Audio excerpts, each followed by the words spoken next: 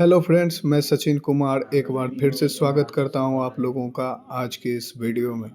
आज के इस वीडियो में मैं आज जो बिहार पुलिस का एग्ज़ाम हुआ है 3 अगस्त को, तो उस एग्ज़ाम में क्या-क्या क्वेश्चन आया है, कुछ क्वेश्चंस मेरे पास हैं।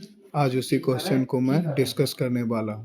तो आप लोग मेरे साथ अंत तक बने रहिएगा और देखिएगा कि इसमें आपका कितना सही होता है और कितना गलत होता है। तो चलिए आज के इस वीडियो को शुरू करते हैं और एक-एक करके अपने प्रश्नों का डिस्कशन करते हैं। आप लोगों का पहला प्रश्न ये था कि कोडरमा, गया और हजारीबाग का क्षेत्र मुख्य रूप से किसके उत्पादन के लिए जाना जाता है? तो इसका सही उत्तर होगा माइका अभ्रक। तो जिन लोगों ने भी अभ्रक लगाया होगा उनका आंसर बिल्कुल सही होगा। अगला प्रश्न है कि मिथिला चित्रकला को और किस नाम से जानते हैं? तो इसका सही उत्तर होगा मधुबनी चित्रकला और यह बिहार के मिथिला क्षेत्र की एक प्राचीन लोक कला है जो सदियों से चली आ रही है। तो मधुबनी चित्रकला आपका सही उत्तर होगा। अगला प्रश्न आपका हिंदी से था जिसमें नमक मिर्च लगाना मुहावरे का अर्थ क्या होता है ये पूछा गया था। तो इसका सही उत्तर होगा किसी बात को बढ़ा चढ़ाकर कहना या झूठा रंग देकर बताना। अगर ये दोनों में से कोई आपके ऑप्शंस में था और अगर आपने इसको चूज किया होगा तो आपका सही उत्तर यही होगा। अगला प्रश्न ये था कि प्रकाश वर्ष किसका मात्रक है? तो प्रकाश वर्ष दूरी का मात्रक है और इसका उपयोग खगोल विज्ञान में बहुत लंबी दूरियों जैसे कि दो ताराओं या आकाशगंगाओं के बीच की दूरी को मापने के लिए किया जाता है। तो दूरी इसका सही उत्तर होगा। अगला प्रश्न भारतीय संविधान में न्यायिक पुनरावलोकन का सिद्धांत किस देश से लिया गया है? तो इसका सही उत्तर संयुक्त राज्य अमेरिका यूएसए होगा। अगला प्रश्न आपका ये था कि वर्ल्ड इकोनॉमिक फोरम WEF 2025 का मुख्य विषय या थीम क्या था? तो इसका सही उत्तर collaboration for the intelligent age इसका सही उत्तर होगा। अब चलते हैं अपने अगले प्रश्न की ओर जिसमें आपसे पूछा गया था कि आई एम व्हाट पुस्तक के लेखक कौन है? तो इसका सही जवाब होगा गोपीचंद पी हिंदुजा और वो हिंदुजा ग्रुप के चेयरमैन भी थे। तो जिन्होंने भी गोपीचंद पी हिंदुजा को टिक किया होगा वो बिल्कुल सही उत्तर होगा। अगला प्रश्न ये था कि साल 2025 में भारत के 76वें गणतंत्र दिवस समारोह के मुख्य अतिथि कौन थे? तो इसका सही उत्तर होगा प्रोबोवो सोबियांतो जो कि इंडोनेशिया के थे और यह उनके राष्ट्रपति पद संभालने के बाद भारत की पहली यात्रा थी। अगला प्रश्न आपका क्रिकेट से था कि चैंपियंस ट्रॉफी 2025 में प्लेयर ऑफ द टूर्नामेंट का खिताब किस प्लेयर को दिया गया?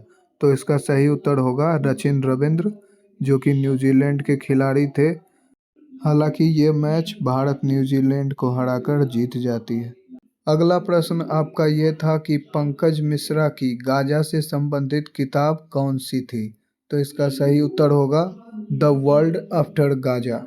अगला प्रश्न ये था कि भारतीय संसद के कितने अंग होते हैं और वो कौन कौन है? तो इसका सही उत्तर होगा 3 अंग होते हैं, राष्ट्रपति, लोकसभा और राज्यसभा। राष्ट्रपति हालांकि संसद के किसी भी सदन के सदस्य नहीं होते हैं, वे संसद के एक अभिन्न अंग होते हैं। अगला प्रश्न ये था कि वन्यजीव दिवस कब मनाया जाता है? तो वन्यजीव दिवस हर साल 3 मार्च को मनाया जाता है। तो 3 मार्च आपका सही जवाब होगा। अगला प्रश्न ये था कि यार्ड 12707 क्या है? तो यार्ड 12707 भारतीय नौसेना के एक युद्धपोत का परियोजना कोड है। यह INS सूरत नामक आदेशित गाइडेड मिसाइल डिस्ट्रॉयर है। अगला प्रश्न ये था कि मानव विकास प्रतिवेदन कौन जारी करता है? तो मानव विकास प्रतिवेदन को संयुक्त राष्ट्र विकास कार्यक्रम UNDP द्वारा जारी किया जाता है। तो यही आपका सही उत्तर होगा। अगला प्रश्न था कि निष्क्रिय गैस कौन से वर्ग में पाया जाता है? तो निष्क्रिय गैस जिन्हें नोबेल गैस भी कहा जाता है यह आवर्त सारणी के समूह 18 में पाई जाती है। तो यही आपका सही उत्तर होगा। अगला प्रश्न ये था कि आदिवासी का कुंभ किसे कहा जाता है। तो अयोध्या पहाड़ियों में आयोजित तेलकुप्पा मेधा पर्व या मेधा महाकुंभ को आदिवासियों का महाकुंभ कहा जाता है। अगर ये आपके ऑप्शन में था तो यही आपका सही उत्तर होगा। अगला प्रश्न ये था कि दुर्गावती बांध कहाँ है। तो दुर्गावती बांध बिहार राज्य में स्थित है। और अगर आपसे जिला पूछा गया होगा तो यह रोहतास जिला में स्थित है। और इसका प्रारंभिक निर्माण जो है वो 1976 में शुरू हुआ था। तो यही आपका सही उत्तर होगा। अगला प्रश्न था कि फ्रांस की क्रांति का प्रमुख नारा क्या था। तो फ्रांस की क्रांति का प्रमुख और ऐतिहासिक नारा था स्वतंत्रता, समानता और बंधुत्व। तो यही आपका सही उत्तर होगा।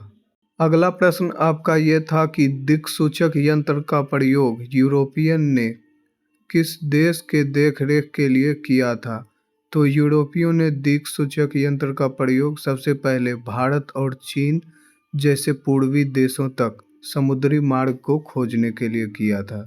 अगला प्रश्न आपका ये था कि कैंसर के इलाज में किस तत्व का प्रयोग किया जाता है। तो मुख्य रूप से कैंसर के इलाज के लिए प्लेटिनम और कोबाल्ट 60 का उपयोग किया जाता है। अगर कोबाल्ट 60 आपके ऑप्शंस में था तो यही आपका सही उत्तर हो जाएगा। अगला प्रश्न ये था कि लघु हिमालय और शिवालिक के बीच क्या पाया जाता है। तो लघु हिमालय और शिवालिक पर्वतमाला के बीच का क्षेत्र दून कहलाता है। और अगर ये आपके ऑप्शंस में नहीं था तो क्या था ये कमेंट कर दीजिएगा। अगला प्रश्न ये था कि वात्सल्य और श्रृंगार शब्द किससे संबंधित है। तो ये दोनों शब्द रस के रूप में भारतीय काव्य शास्त्र से संबंधित है, जो भारतीय साहित्य, नाटक और कला में भावनाओं की अभिव्यक्ति को दर्शाते हैं।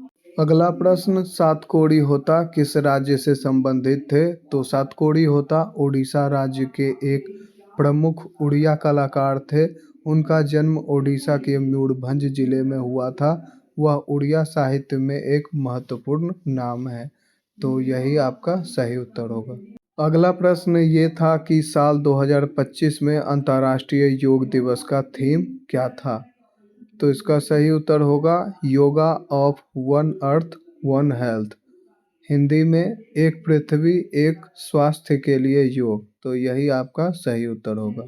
अगला प्रश्न ये था कि विधायिका लेजिस्लेचर द्वारा बनाए गए कानूनों और उसके निर्णयों की अंतिम समीक्षा या न्यायिक पुनरावलोकन करने का अधिकार किसके पास होता है। तो इसका सही उत्तर सर्वोच्च न्यायालय सुप्रीम कोर्ट और उच्च न्यायालय हाई कोर्ट, इनमें से कोई एक आपके ऑप्शन में होगा। यही आपका सही उत्तर होगा। अब चलते हैं अगले प्रश्न की ओर। तो भारतीय संविधान के पहले संशोधन में क्या जोड़ा गया था। तो इसका सही उत्तर होगा 9वीं अनुसूची। अगला प्रश्न ये था कि बछड़ा का स्त्रीलिंग रूप क्या होगा। तो बछड़ा का स्त्रीलिंग रूप बछिया होता है। तो यही आपका सही उत्तर होगा। नेक्स्ट क्वेश्चन, भारतीय रिजर्व बैंक आरबीआई के सबसे ज़्यादा समय तक गवर्नर कौन रहे। तो इसका सही उत्तर होगा सर बेनेगल रामा राव। उन्होंने 1 जुलाई 1949 से 14 जनवरी 1957 तक कुल 7 साल और 197 दिन इस पद पर कार्य किए थे। अगला प्रश्न ये था कि बीसीसीआई में सीसी का मतलब क्या होता है। तो सीसी का मतलब कंट्रोल फॉर क्रिकेट होता है। और बीसीसीआई का पूरा नाम board of control for cricket in India होता है। और हिंदी में भारतीय क्रिकेट कंट्रोल बोर्ड होता है। तो यही आपका सही उत्तर होगा। अगला प्रश्न ये था कि ऑस्ट्रिया हंगरी ने सर्बिया के खिलाफ युद्ध की घोषणा कब कर दी थी। तो इसका सही उत्तर होगा 28 जुलाई 1914। और इसी के साथ प्रथम विश्व युद्ध की शुरुआत हुई। अगला प्रश्न ये था कि सीके नायडू ट्रॉफी किस खेल से संबंधित है या किस खेल में दिया जाता है। तो इसका सही उत्तर क्रिकेट होगा। और यह भारत के पहले टेस्ट क्रिकेट कप्तान सीके नायडू के नाम पर रखा गया था। तो क्रिकेट आपका सही उत्तर हो जाएगा। अगला प्रश्न, उत्तर पश्चिमी रेलवे जोन का मुख्यालय कहाँ है। तो इसका सही उत्तर होगा जयपुर जोन, जो कि राजस्थान में स्थित है। अगला प्रश्न ये था कि भारत में सिक्का जारी कौन करता है। तो भारत में सिक्का जारी भारत सरकार के वित्त मंत्रालय के द्वारा किया जाता है और इसे ढालने का काम टंकसालों में होता है।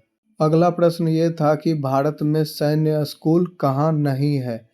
तो भारत में कुल 5 सैन्य स्कूल है, जिसमें कि हिमाचल प्रदेश में एक है, 2 राजस्थान में है और 2 कर्नाटक में है। तो इस तीनों के अलावा जो आपका ऑप्शन था वही आपका सही उत्तर होगा। अगला प्रश्न ये था कि एमआरएनए वैक्सीन का विकास किस देश ने किया है। तो एमआरएनए वैक्सीन का विकास 2 कंपनियों जर्मनी और अमेरिका की कंपनी ने किया है। तो इन दोनों में से जो भी आपके ऑप्शन में था वो आपका सही उत्तर होगा। अगला प्रश्न आपका अनुच्छेद से मैच द फॉलोइंग था, जिसका सही मिलान कुछ इस प्रकार होगा। अनुच्छेद 368 संविधान में संशोधन करने के लिए संसद की शक्ति और प्रक्रिया से संबंधित है।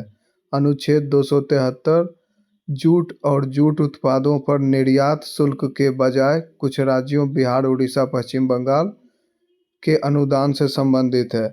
अनुच्छेद 132 यह सर्वोच्च न्यायालय के अपीलीय क्षेत्राधिकार से संबंधित है।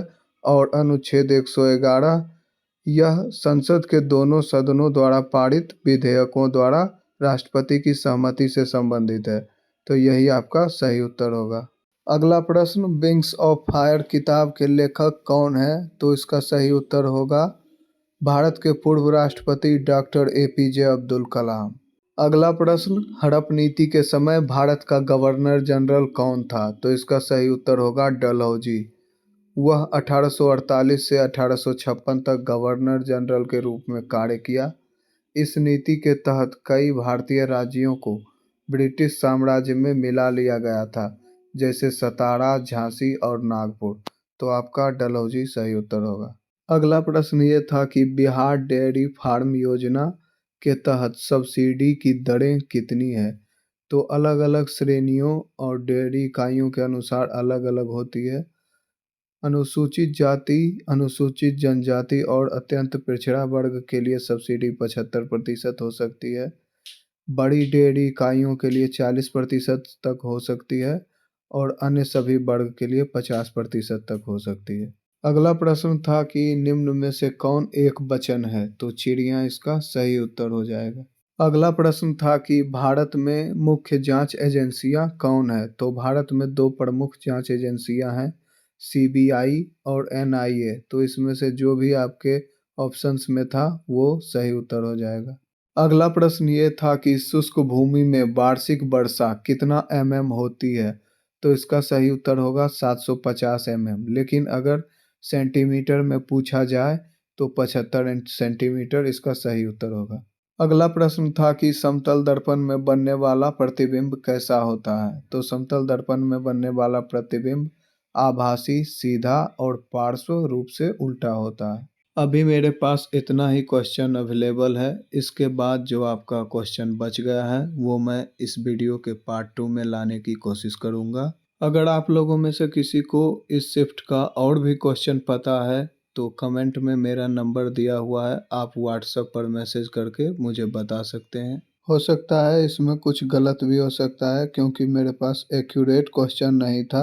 आप लोग वीडियो को लाइक, चैनल को सब्सक्राइब कर लीजिए और कमेंट में बता दीजिए कि इसमें से आपका कितना सही हुआ और यह किस जिला का क्वेश्चन था। तो आज के लिए इतना ही, मिलते हैं अगले वीडियो में। तब तक के लिए आप लोगों का बहुत बहुत धन्यवाद।